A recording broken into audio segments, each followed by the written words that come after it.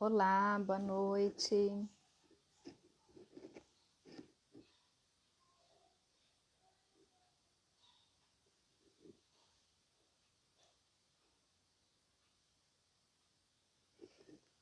Sejam bem-vindos. Vamos falar hoje sobre mais um tema dentro do movimento Mais Ação para a Fertilidade. E hoje vamos conversar com o Dr. Henrique. Eu vou estar chamando ele para nossa conversa, doutor.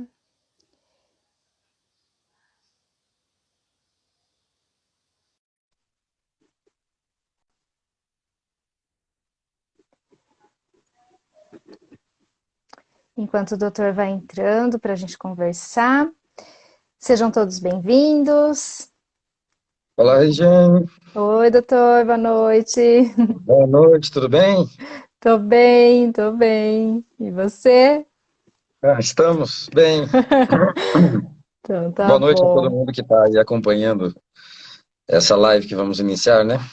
Boa noite. Queria te parabenizar pela essa iniciativa, primeiramente, sabe? Interessante pra caramba, muitos assuntos aí que vocês têm abordado ao longo dessas semanas. Sim, E a gente sempre acaba aprendendo alguma coisa diferente e consegue também passar alguma coisa diferente lá para os nossos pacientes e seguidores aí. é verdade. Esse mês que se encerra, né, já está se encerrando, né, doutor? O junho é o mês que a gente trabalha a questão da infertilidade, a conscientização da infertilidade. E falar da infertilidade é falar de questões muito emocionais. A gente fala do desejo de um filho, né, da dificuldade em realizar esse desejo. Então, esse movimento Mais Ação para a Fertilidade tem o objetivo realmente da gente trazer informação e quebrar algumas barreiras, né, dessa doença que atinge grande parte aí da população mundial, né, e trazer informação de qualidade, trazer um certo acolhimento também para a dor de tantas famílias, né, doutor?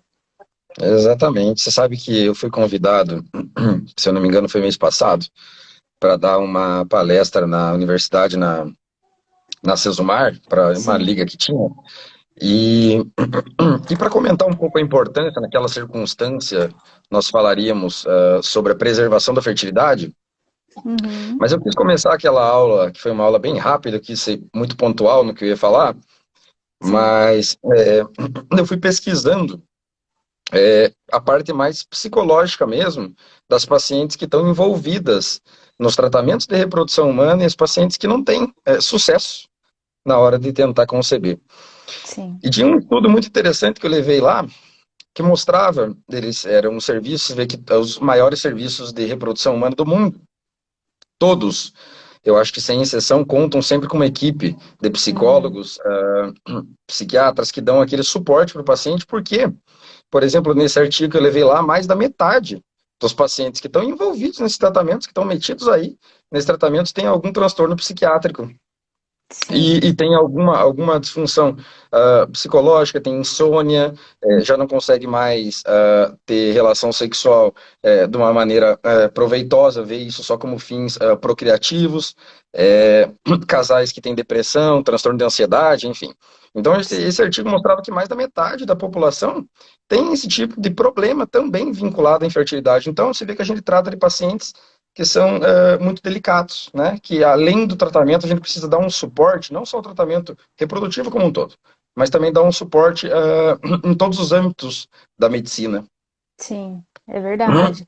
Isso, e eu como psicóloga, né, doutor, eu venho atuando com foco realmente na reprodução e venho fazendo a minha formação em psicologia perinatal e da parentalidade, que atua diante de todo esse círculo, né, o desejo do filho, o planejamento familiar, a gestação, a infertilidade, né, e o pós-parto. Então, sim, quando os casais se deparam com uma dificuldade, né, em engravidar, em ter seus filhos, em fazer, em realizar ali o desejo, né, do filho, junto vem uma carga muito grande, né, de um impacto emocional muito significativo, porque a gente sabe que apesar de muitos recursos que a medicina reprodutiva tem, que é uma das maneiras de se buscar ter um filho, né, é, apesar de toda essa evolução da medicina reprodutiva, que ainda tem muito a evoluir também, a gente não consegue dar uma garantia, né, de que o tratamento vai sim dar resultado positivo, né? É, Exatamente. Muitas das vezes a gente está fazendo tratamento, e eu gosto de deixar isso bem claro com meus pacientes. É, eu não gosto de ser tão exato, matemático, digamos assim, porque esse é um assunto tão delicado que você não pode tratar com tamanha frieza de jogar dados e estatística, é isso. uhum, Mas se nós repararmos que, executando as técnicas que nós vamos comentar aqui, eu creio, nessa live, para auxiliar esses casais, a gente nunca supera taxas de gravidez de 50%, 55%. Então, quer dizer, a gente está o tempo todo trabalhando com frustrações, né? exato. E eu recebo todos os dias dos tratamentos que eu faço aqui, betas positivos e betas negativos. E isso é uma constante que se perpetua ao longo dos anos, mesmo a medicina reprodutiva sofrendo muitos avanços. Vejo que Uhum, talvez nós estamos falando hoje aqui da área da medicina mais jovem, digamos assim, né? A gente não sabe muito sobre isso. Você veja que os primeiros nenês de proveta não são tão velhos assim, quer dizer, a gente tem muito que aprender, né? Muito que aprender. E eu sempre comento com os pacientes que quanto mais a gente conhece o paciente, fazendo o tratamento, acompanhando ele, mais a gente acerta. Por causa que é, a biologia não é uma ciência exata, então a gente tem que moldar cada tratamento para cada caso, cada paciente, não é uma coisa exata, né? por isso não tem um protocolo, né, doutor? Não é o mesmo para cada um, né? Mesmo procedimento, mesma medicação, né? São dosagens. É um olhar muito personalizado, né? Muito particular para cada paciente, né? Exatamente. E o médico tem esse feeling de poder definir, né, a estratégia. Exato. Muito bom. Bom, então, hoje nosso tema, né, com o meu convidado, o doutor Henrique, que é um prazer falar com você, doutor. Nós vamos falar então sobre as técnicas da reprodução humana assistida como um recurso na busca em ter um filho, né? Por que como um recurso? Porque sim, né? A gente tem que ver para esses pacientes que não conseguem de maneira espontânea ter um filho, se a medicina reprodutiva é um recurso. Muitas vezes as famílias vão optar por outras maneiras de ter filhos, ou então um casal que realmente não quer filhos, né? Que também é algo Exatamente. que a Constituir gente se família depara. é um conceito tão amplo, né, que você tem outras técnicas que não só os tratamentos reprodutivos, isso eu sempre deixo claro também. É, da própria adoção, por exemplo, né? E É, a gente tem que saber até onde conduzir os nossos pacientes, até onde ir também. Nesses sim. tratamentos que eu suponho que seja onde nós começaríamos a falar dos tratamentos, eles sempre são escalonados, digamos assim. O que Uhum. que significa isso? A gente sempre começa com tratamentos, sempre que possível, de baixa complexidade. Eu sempre falo aos pacientes que a gente vai dar só um empurrãozinho para a natureza agir, sabe como?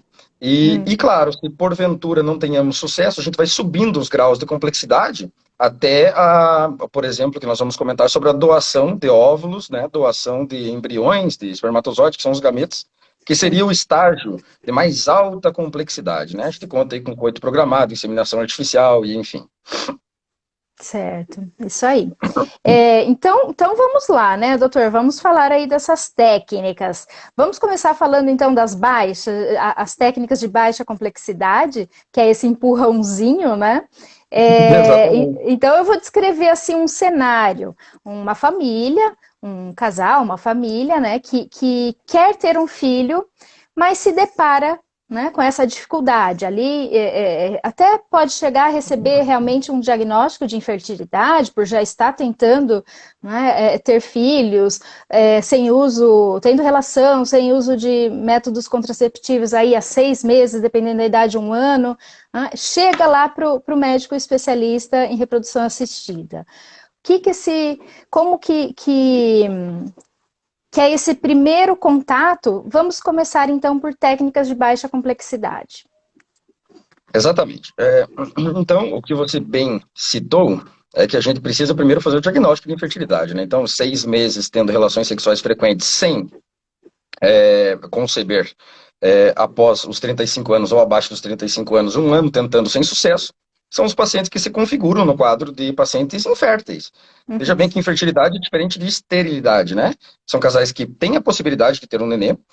Às vezes a gente só não está conseguindo por algum empecilho nesse circuito que deve funcionar perfeitamente para que ocorra uma gestação. Eu sempre falo para os pacientes o seguinte: a primeira causa, e é uma das principais causas, na minha opinião e na opinião dos grandes serviços, a principal causa de infertilidade hoje é a idade materna avançada, porque as mulheres postergaram a gestação, seja lá por qual motivo, sobretudo relacionado à carreira ou à vida acadêmica e financeira, né, independência financeira e inserção no mercado de trabalho que as mulheres sofreram. Felizmente, né, há décadas atrás, 2 décadas atrás, então foi postergada a maternidade. Então, o casal chega, esse casal que chega que tem dificuldade para conceber, ele chega comigo, a primeira coisa é se ele tem ou não infertilidade. E a partir desse momento, quando o diagnóstico é firmado, eu sempre olho para a idade do casal. Porque o tempo, a mulher tem uma fertilidade finita. Ela se acaba. Né? Diferentemente do homem, que tem uma produção espermática e seminal cíclica e que tem uma diminuição ali após 45, 50 anos, mas ainda produz, quando idoso, inclusive. A mulher não. A mulher ela experimenta depois dos 30 anos, depois dos 35, um decréscimo, né, da sua população de óvulos. Então, a primeira coisa que eu olho para o casal, eu falo, quantos anos essa mulher tem? Né? Eu vou usar uma técnica de baixa complexidade que se configura o coito programado e a inseminação artificial. Eu vou comentar cada uma delas. Eu vou indicar essa técnica para uma mulher que tem 40 anos. Muito pouco provável, mesmo que o circuito funcione. Por quê? Por causa que eu tenho que entender que as taxas de gravidez são proporcionais à idade da paciente. O coito programado, que é a principal técnica utilizada de baixa complexidade, a inseminação artificial, ela tem indicações muito pontuais que eu vou comentar, mas o coito programado é o seguinte: todos os meses a mulher ovula, né? A mulher, ela tem uma secreção de hormônios e ela vai liberar um óvulo, né? Geralmente no meio do ciclo menstrual. A sua trompa, ela tem 2 trompas, né? Os ovários, ela vai ovular de um dos ovários. A trompinha tem que ir lá buscar este óvulo. E o espermatozoide, sob relação sexual, vai ascendendo, subindo, nadando, e vai se encontrar com esse óvulo na trompa. Gerar um embrião que vai retornar para a cavidade uterina para implantar. Então, esse é o circuito que deveria funcionar de uma maneira ideal. A gente sabe que em 80% da população, durante 1 ano, vai ter uma gravidez nesse circuito. Se a paciente não conseguiu, a gente vai começar a investigar isso. O que está acontecendo nesse circuito? Será que a mulher ovula primeiro? Será que ela tem uma quantidade de óvulos adequada? Isso a gente consegue mensurar por exames de sangue, né, hormonais, e também analisando o próprio ciclo da paciente. Paciente que menstrua todo mês é paciente que ovula. Então, aparentemente, o fator ovulatório não está tão impactante nesse caso, apesar de ter outros fatores, como, por exemplo, a contagem de folículos e de óvulos que essa paciente tem, que eu faço, por exemplo, em consultório com ultrassom e também com exames de sangue. Para avaliar as trompas, a gente tem 2 exames básicos que a gente usa, que é a histerosalpingografia, que é um exame que eu peço para as pacientes, às vezes elas choram, porque é um exame que dói, mesmo sem fazer o exame, ela já ouviu falar, a amiga que teve que fazer esse exame, aquele exame das trompas, doutor, dói muito, a paciente chora. Então, esse exame, na verdade, o que a gente faz? A gente cateteriza o colo do útero, entra por via vaginal dentro do colo do útero, injeta um contraste e vai batendo radiografias seriadas para ver se o contraste passa pelas trompas. Se o contraste passou pelas trompas, né, essa trompa é pérvia. Nós não sabemos, todavia, se ela é funcional, se essa trompa tem capacidade de pegar o óvulo, mas ela é pérvia ou não. O diagnóstico dessa prova é feito dessa maneira. Já é um bom indício, né? Se ela está ali, se ela está funcionando, né? E talvez as pessoas aqui que estão ouvindo vão perguntar, mas por que o doutor está falando isso? Porque nós estamos falando do coito programado, que eu vou explicar o que é, e sem trompas não tem como fazer esse tratamento. Né? Sem trompas funcionais. Outro exame que a gente usa para avaliar a permeabilidade tubária chama histerosonossalpingografia. O princípio é o mesmo, injeta-se contraste dentro do útero e avalia-se a permeabilidade tubária com a passagem desse contraste pelas trompas, né, que vão chegar até os ovários, só que via ultrassom, ecograficamente. Eu particularmente prefiro esse exame, não é só porque eu o realizo, mas também por causa que eu tenho uma visão mais dinâmica da coisa. Eu estou com a trompa sendo vista no ultrassom, no ecógrafo, e eu realizando o exame, injetando contraste, eu consigo ver exatamente o trajeto do qual esse contraste está sendo, está percorrendo, digamos assim. Percorrendo. Uhum. Então, isso. Então, desse circuito, a gente precisa de ovários funcionantes, né? Como eu já falei que a gente avalia, das trompas, e precisa de um útero que tenha capacidade de receber um embrião. Pacientes que têm miomas, pólipos, sinéquias, né, que são partes internas do útero que estão grudadas, seja por uma cirurgia que a paciente fez, infecções, né, ou pacientes que têm miomas, nódulos, pólipos. Isso aí a gente vê tudo ecograficamente, ou infecções dentro do útero. E também não adianta a trompinha funcionar e o ovário liberar o óvulo se quando o embrião for formado, ele não tem a capacidade de implantar dentro do útero de maneira adequada. Então, a parte ovariana, tubária e uterina deve ser sempre avaliada para realizar técnica de baixa complexidade. Assim como uma coisa que está faltando, que é o sêmen do marido. Né? É óbvio que nós não conseguimos fazer com que ocorra uma gestação sem o componente masculino, que tão importante né, que corresponde aí a 30% dos casos de infertilidade. Então, vejam bem, se isso é o circuito que funciona todos os meses, libera o óvulo, a trompa pega o óvulo, o espermatozoide sobe, se encontra com o óvulo na trompa e volta para formar o embrião, para fazer o coito programado, nós precisamos que esse circuito funcione desde que nós estimulamos esses ovários, né? E controlamos essa ovulação. Então, o coito programado, que é a técnica mais simples de tratamentos em que gera gravidez, em torno de 20% por tentativa, o que a gente faz? A gente estimula com que a paciente ovule, mas não ovule um óvulo. Ela que ela libere 2 ou 3 óvulos, seria o ideal. Então, é óbvio que a gente otimiza as chances dessas trompas pegarem esses óvulos para que se encontrem com o espermatozoide. Isso é o coito programado. A gente olha para a paciente e fala, ó, vocês vão namorar dia tal, até tal, você vai ovular, nós nos certificamos da ovulação. Sim. E podemos, então, otimizar as chances. Esse é o coito programado. Certo. Essa técnica, ela tem indicações muito pontuais. Então, pacientes que, por exemplo, não ovulam, né, obviamente que não podem fazer esse tipo de tratamento, porque, aliás, pacientes que não ovulam são os pacientes que têm indicação de fazer esse tratamento, desculpe, porque, claro, ela não ovula, eu vou estimular com que ela ovule. E as trompas têm que funcionar adequadamente, o útero também, né? Sim. Pacientes que têm disfunções, por exemplo, pacientes que formam o folículo, e o folículo não rompe para liberar o óvulo, a síndrome do folículo não roto, que a gente chama, também são pacientes que têm essas indicações. Então, essa seria a técnica de mais baixa complexidade que nós teríamos. A idade da mulher vai influenciar na escolha dessa técnica ou não, doutor? Seguramente. A gente sabe que quanto mais tempo um casal experimenta frustrações na busca pela concepção, por exemplo, uma paciente que está 10 anos tentando ter neném e não consegue, ela tem um pior prognóstico do que uma paciente que está tentando há 2. Então, eu vou ter uma paciente lá de 40, 42 anos para fazer coito programado, é muito pouco provável que nós tenhamos sucesso. Se o circuito estiver funcionando, eu posso estimular e dar um empurrãozinho para a natureza agir, mas a probabilidade de termos êxito é muito mais baixa. Sim, ótimo, muito bom. E é interessante, né, abordar dessa maneira, porque tem muito disso, né? Ah, mas a minha amiga fez assim, né? Ela começou com esse namoro aí, que vai lá e o médico fala, tal dia tem que namorar, né? Então, minha amiga começou assim, por que eu não posso? Então, realmente tem todo uma análise, né, doutor? Toda uma investigação para ver se essa técnica pode dar um resultado, né? Se ela tem chance de dar um resultado. Exatamente, eu atendi essa semana uma paciente muito interessante, muito esclarecida, uma paciente muito gente boa, e ela foi lá, ela está tentando ter neném há 1 ano e alguns meses, para fazer, ela tem 30 anos, se não me engano, para tentar fazer a coito programado.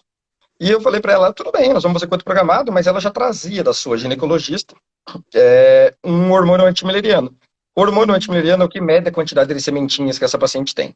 Sim. E ela tinha um antimileriano limítrofe para baixo para a idade dela. Ela tinha poucas sementinhas para a idade dela, apesar de tê-las. Sim. Então, o que eu falei para ela? Eu falei, olha, a gente pode fazer o tratamento de baixa complexidade, que é o coito programado, que é dar um empurrãozinho para a natureza, mas quem sabe a gente não congela teus óvulos antes.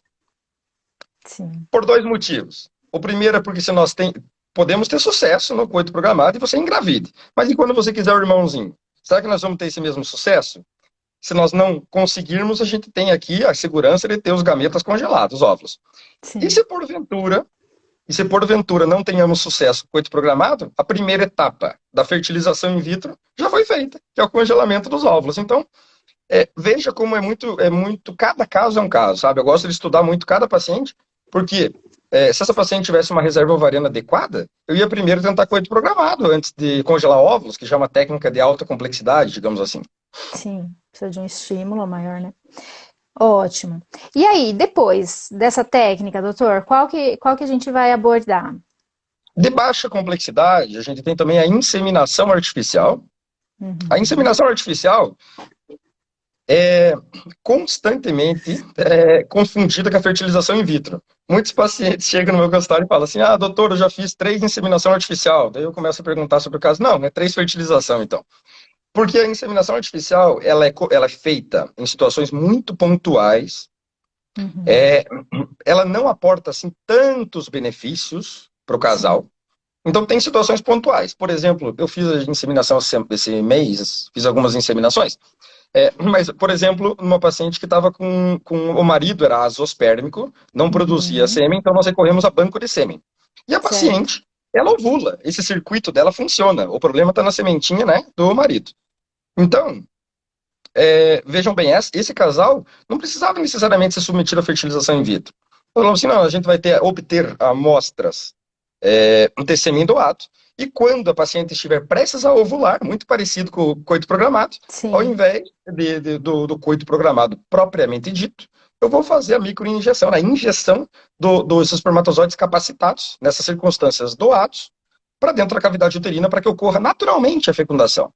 A inseminação artificial e o coito programado acontece naturalmente a fecundação dentro da trompa da paciente. Uhum. Outra situação, por exemplo, é casais que não conseguem ter relação, né? A gente nem sempre precisa submetê-los a alta complexidade, a FIV. Nós podemos fazer inseminação artificial, Sim. fator cervical, ou seja, também pacientes que tiveram cirurgias no colo do útero e que os espermatozoides podem ter, de alguma maneira, dificuldade para ascender dentro da cavidade uterina e encontrar o óvulo na trompa. Então, veja que a inseminação artificial, com situações pontuais de indicação, e ela é, não aporta assim tantos benefícios quando comparado à fertilização in vitro, né? Sim. Ela tem essas indicações pontuais, né? Isso tudo que eu estou Pontuais. falando de baixa complexidade é para que a fecundação ocorra espontaneamente, né? Naturalmente, digamos assim. Certo. Sem muita interferência aí da medicina, né? Com um pouco só. É, Exatamente. a Beth fez uma pergunta que eu acho que pode encaixar aqui. Ela perguntou assim, ó, e quando a mulher ela não tem um parceiro, só congela os óvulos? Então vamos falar de uma mulher que não tem um parceiro, que é para fazer uma produção independente, mas o organismo dela está todo funcionando bem, doutor. Ela pode Esse fazer uma. objetivo, claro, ela pode fazer uma inseminação, só que veja bem, qual é o objetivo dessa paciente? Preservar a fertilidade da paciente, tem outras técnicas, não só o congelamento de óvulos. Até pode congelar embrião, se quiser, para preservar a fertilidade, usar sêmen doado para produzirmos embriões em laboratório e congelá-los, ou até congelamento de tecido ovariano, digamos assim. Uhum, Só que eu acho que o congelamento de óvulos ele aporta assim tanta liberdade para a mulher, né? Ela tem aqueles sim, óvulos congelados ali, né? E ela vai utilizá-los quando bem entenda. Agora, se a busca dela é por gestação e não preservar a fertilidade, se a paciente tem uma reserva ovariana adequada e aquele circuito que eu comentei antes está funcionando perfeitamente, a própria inseminação artificial com sêmen doado é uma estratégia interessantíssima e que caberia muito nesse caso. sim. Ok, acho que a gente respondeu das duas maneiras a pergunta dela, né? Ótimo. Bom, e aí, então, doutor, esse casal, né, que chega na dificuldade, vemos muito que o paciente o paciente da infertilidade, com, né, infertilidade, ele carrega uma bagagem muito grande. Ele já vem com uma dor, né? Porque ele já passou por médicos, ele já tentou engravidar sozinho, não conseguiu, alguns diagnósticos, alguns exames, enfim. Então ele chega ali para o médico já bem desgastado, né? Com uma mochilinha pesada ali nas costas, né? É, e quando ele já vem com essa grande dificuldade e o médico se depara, então, realmente, precisamos partir, então, para uma técnica, né, de uma complexidade, de maior complexidade, né, enfim. O que a gente vai abordar quanto a essas técnicas, doutor? Técnicas de alta complexidade são basicamente o coito, a fertilização in vitro, propriamente Certo. dita, né, que Uhum. hoje em dia nós fazemos, na grande maioria das vezes, por ICSI, né, que é a microinjeção intracitoplasmática do espermatozoide, né, a gente não deixa com que a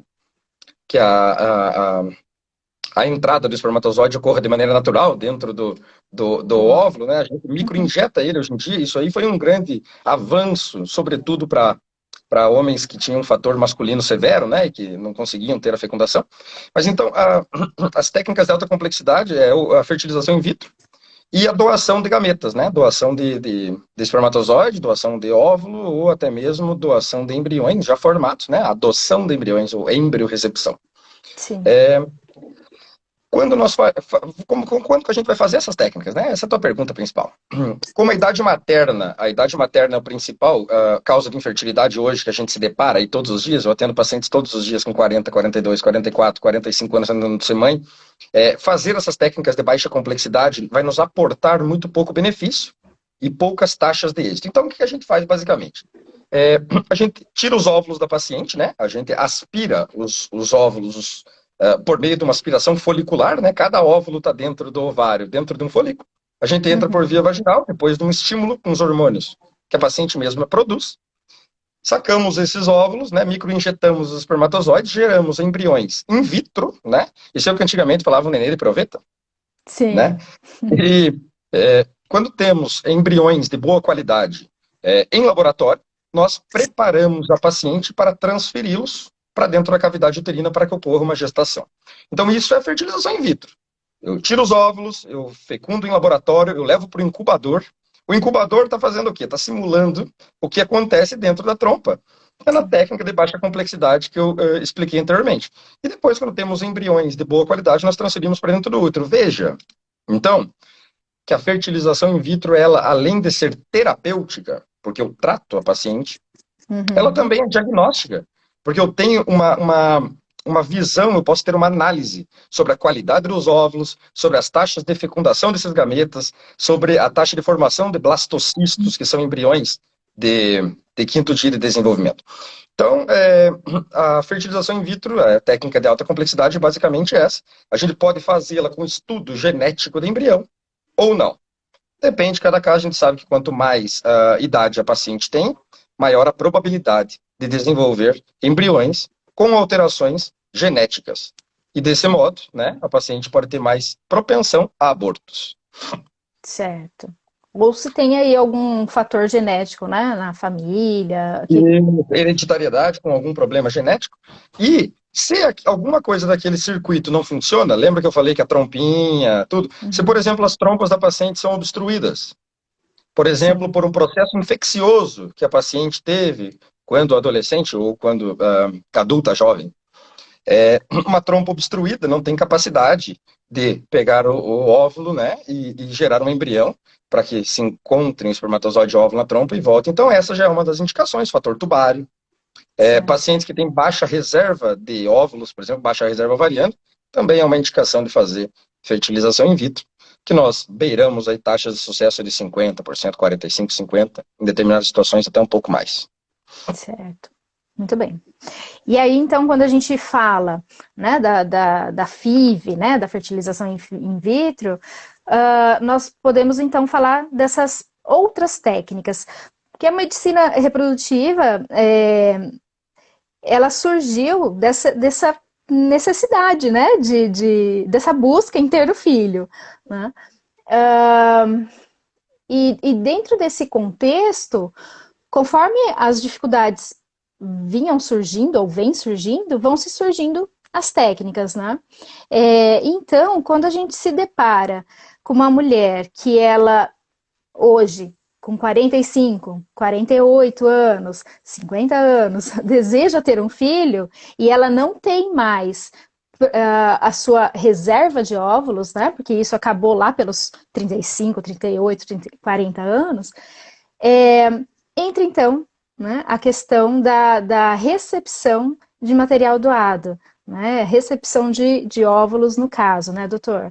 E essa, então, é uma técnica também de alta complexidade. Exatamente, né? Isso aí é um ato de amor muito grande, né? Você poder auxiliar casais a realizarem seu sonho, né? Você vê que um óvulo nada mais é que uma célula, né? A maior célula do corpo humano. Então, quando a paciente está doando óvulos, ela está doando uma célula. E pode auxiliar, então, casais a realizarem o seu sonho. Nós tínhamos, eu tive a oportunidade de trabalhar na Espanha lá 2 anos e meio, no maior serviço de reprodução humana e de infertilidade do mundo. E lá nós tínhamos Uhum, clínicas satélites só de doação de óvulos. Então, eu tive o uhum, prazer de trabalhar em algumas dessas clínicas por alguns meses e eu via o interesse comum dessas mulheres um pouco mais jovens de doar, né, a sua sementinha, seus óvulos, para que outras pudessem ter uma gestação. Então, como é que a gente faz isso, né, doação de óvulos? A paciente, quando ela doa os óvulos, a única diferença é que quando nós vamos microinjetar o espermatozoide do parceiro dentro do óvulo, nós usamos o óvulo da doadora. E esse momento, quando ela já tem esse óvulo doado, ele já pertence a essa receptora, que vai então ter os seus embriões em laboratório para que possa transferi-los para dentro do seu útero e ser mãe, né? Ela vai gestar. E isso como é que eu posso dizer? Vai driblar a idade, digamos assim, né? Vai sim, auxiliar esse casal. certo. Ok. E da mesma maneira, então, nós temos também a recepção, né, de material genético masculino, do espermatozoide, né, doutor? É, Exatamente. ok. E a gente, assim, dentro, né, quando a gente fala dessas técnicas que surgiram, também podemos falar de novas formações familiares, né, que também requerem, muitas vezes, a doação de material genético, né, doutor? Exatamente. Eu acho que foi, ao longo do tempo, quebrado muitos dos paradigmas que estavam envolvidos tanto nos tratamentos de alta complexidade que não com gametas doados. Por exemplo, a fertilização in vitro, eu vejo que hoje em dia foi desmistificado.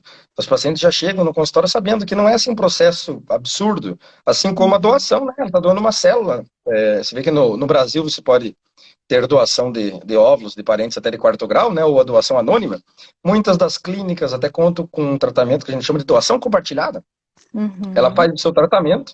Se a paciente tem uma reserva de óvulos tão boa, ela pode realizar os seus desejos reprodutivos e com os oócitos, né, os óvulos remanescentes, ela pode auxiliar outras mulheres. Então, isso está sendo cada vez mais frequente. Eu tenho feito muito isso em consultório e isso me deixa tão feliz porque eu vejo que paradigmas estão sendo quebrados ao longo dos anos. Então, isso é uma demonstração também de evolução. É verdade. E quando a gente fala, então, dessa doação, né, dessa doação de material genético, você, na sua prática, você vê que acontece a doação de embriões? Porque eu acho que é tão pouco que acontece, né, a doação de embriões, eu acho que é mais quando se doa um óvulo, né, o espermatozoide, eu não vejo tanta quantidade de doação de embriões. Muito pouco, né? Pouco, né?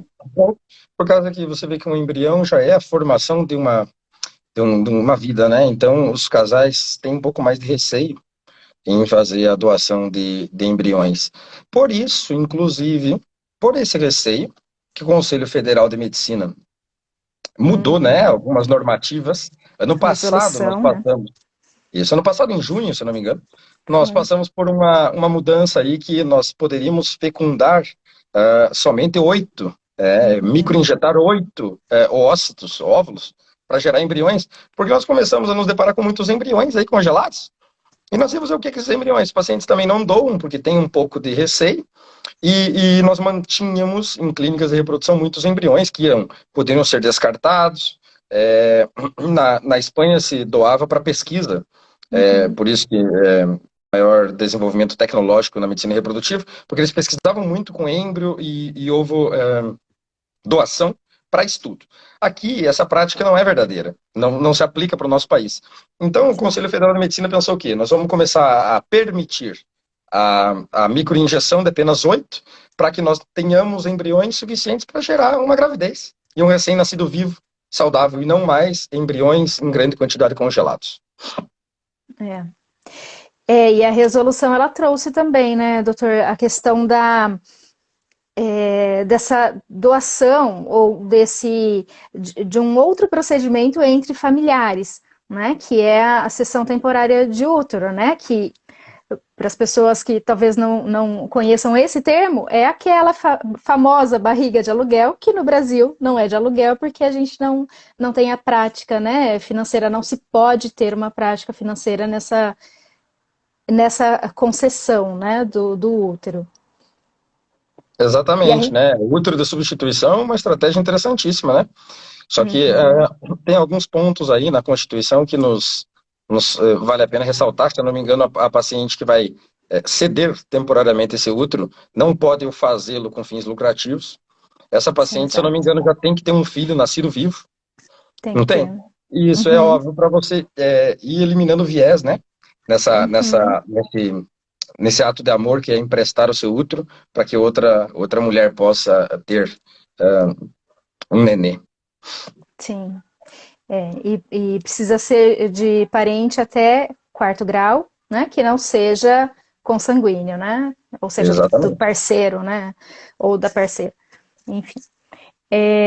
Então, é uma evolução que vem acontecendo, né, de acordo com essas demandas que a própria medicina reprodutiva vem identificando. Né? Nós temos Exatamente. uma, nós temos uma pergunta aqui, doutor, da Gislaine, que é: transferir embriões a fresco ou descongelados para mulheres com endometriose? Qual que seria a melhor? Pergunta bem pertinente e de extrema discussão nas sociedades científicas do mundo todo. É, houve uma tendência nos últimos anos a congelar embriões, né, para transferi-los em ciclos artificiais para pacientes com endometriose, a fim de bloquear esses pacientes hormonalmente e diminuir, Sim. então, o processo inflamatório que essa doença, que é uma doença traiçoeira, cada vez mais frequente, que é a endometriose. Então, quando a paciente tem endometriose, a paciente é, como a gente pode dizer assim, inflamada. Ela tem um processo inflamatório porque esse tecido que está em outros locais não deveria estar ali, né? O tecido de dentro do útero, né? O endométrio. Então, Uhum. na grande maioria das vezes, faço em ciclos de transferência pós-congelado, descongelado, com um ciclo artificial de preparo, mas essa é uma conduta que vai muito da expertise e da experiência de cada médico, né? Não existe Certo, o que é errado e o que é certo, digamos assim. certo. Como a gente havia falado antes, né? Não se tem um protocolo, né? Vai ter que. Claro, Em algum- quando eu tenho embriões congelados, eu posso transferi-los em ciclos artificiais, né? Ou seja, eu preparo o Uhum. útero com hormônios exógenos, ou eu posso, aliás, em ciclos artificiais, quando eu preparo com hormônios, em ciclos naturais, quando eu monitoro um ciclo da paciente e acho a janela de implantação e o momento que eu vou transferir. Só que aí, por exemplo, Certo. eu tenho uma paciente que é de outra cidade. Eu vou fazer em ciclo natural, vou ter que ficar fazendo muitas ecografias.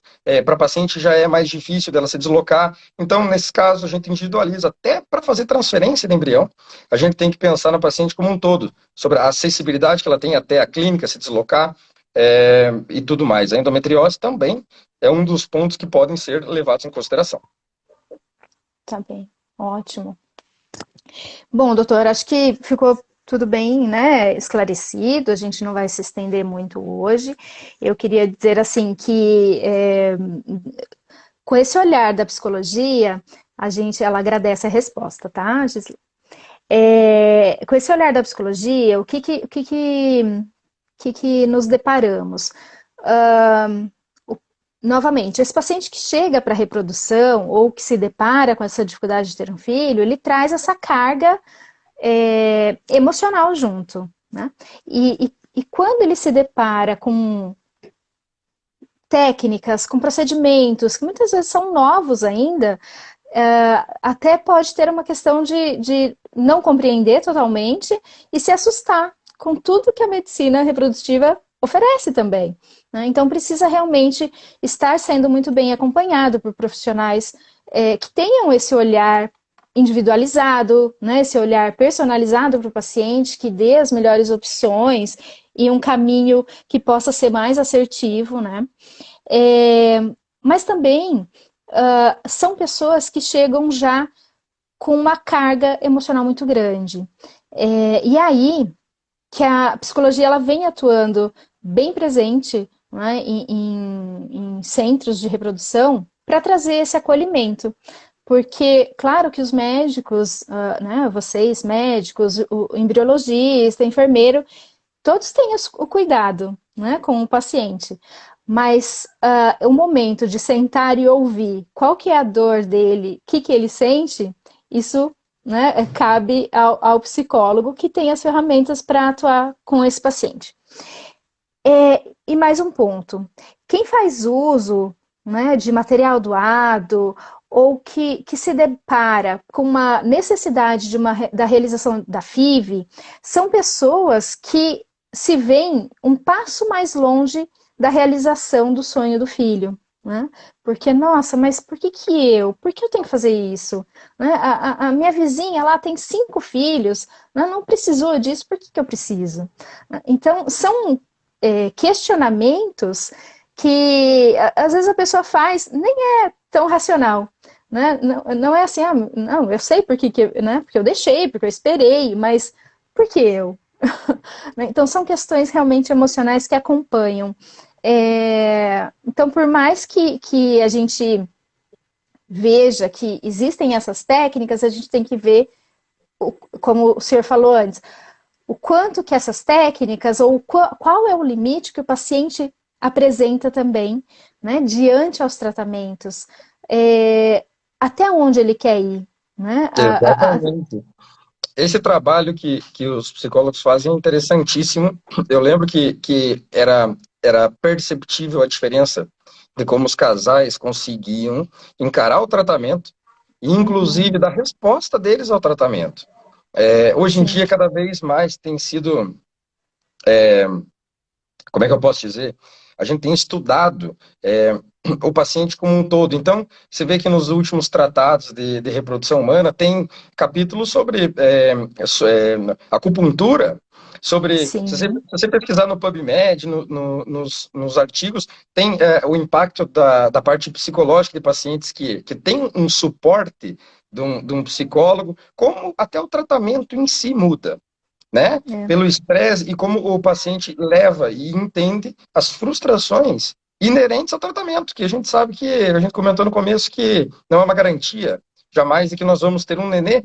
Então, quando a gente se mete no tratamento, o médico também fica com aquela expectativa. Eu tenho anotado no meu Sim. celular todos os betas que eu tenho de cada dia, dos pacientes que eu transfiro embrião, e fico talvez até mais ansioso que minhas pacientes. Quer dizer, você imagina os pacientes, então, que estão ali metidos nesse tratamento, sabe? Então, esse Sim. trabalho de vocês é magnífico. Ajuda em todos Sim. os aspectos, inclusive na parte orgânica e na parte psicológica. Sim. A gente vê resultados, né, que pacientes que deixaram o tratamento por não ter mais condição psicológica de dar continuidade, né, devido a todos esses acontecimentos do tratamento, né? São decisões que têm que ser tomadas, são frustrações, resultados negativos, ou o investimento, né? Que não é só um investimento financeiro, mas é um investimento social, né? É um investimento pessoal, na relação, financeiro, enfim, emocional, né? Físico, porque o corpo tem que responder, o corpo tem que, né, receber essa medicação e os procedimentos e tudo mais. Então, né, a intenção da gente falar dessas técnicas e abordar um pouquinho, né, desse particular aí, dessa subjetividade dos pacientes, dessa questão emocional, é realmente da gente dizer que a medicina reprodutiva ela traz esse recurso, né? E que essa é uma maneira de buscar, então, ter filhos, né? Mas que, claro, cada um vai vendo o que vai fazendo sentido na sua própria vida, né? É, e quem está aqui com a gente, né, nós agradecemos a presença até agora, obrigado pelas perguntas. Um, o doutor Henrique, né, trabalha aqui em Maringá, na clínica Mater Baby, né, doutor? Exatamente. E é médico especialista em reprodução e fertilidade conjugal. Então, quem precisar tirar dúvidas, né, doutor? Muito obrigado pelo convite, Regiane. E eu me coloco à disposição de todos os futuros pacientes e os não, os que estão aqui para se informar um pouco mais sobre esse assunto, né? Eu estou à disposição sempre para resolver dúvidas, né? Tirar questionamentos. Estou aqui para isso, podem contar comigo. Obrigada, doutor, em nome aqui do pessoal. Eu agradeço também todos que estiveram aqui hoje e nos outros dias em que nós trabalhamos esses assuntos, né, voltados aí à fertilidade, à preservação da fertilidade, à infertilidade, medicina reprodutiva, diagnóstico. O ano que vem vamos pensar em outro momento, né, para também trazer informação de qualidade. Muito obrigada, uma boa noite. Obrigada, doutor, por compartilhar um pouco do seu conhecimento e até mais. Até Tchau, mais, um tchau. abraço, boa noite. Obrigada, tchau, tchau.